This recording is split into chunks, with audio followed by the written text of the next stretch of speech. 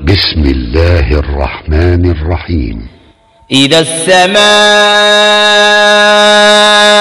انشقت وأذنت لربها وحقت وإذا الأرض مدت وألقت ما فيها وتخلت وأذنت لربها وحقت يا أيها الإنسان إنك كادح إلى ربك كدحا فملاقيه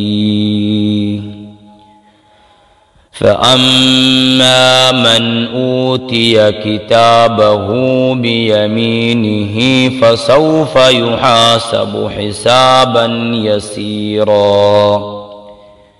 وينقلب إلى أهله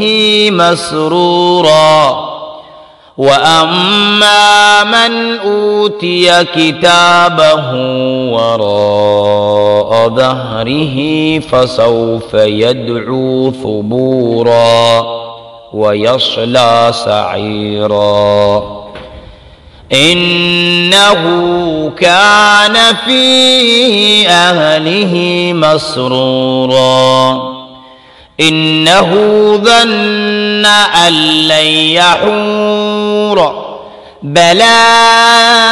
إن ربه كان به بصيرا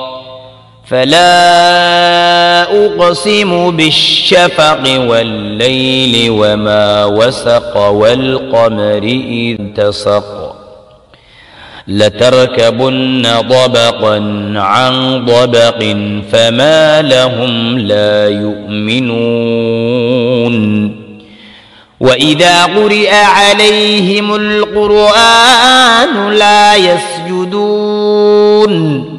بل الذين كفروا يكذبون والله أعلم بما يوعون فبشرهم بعذاب أليم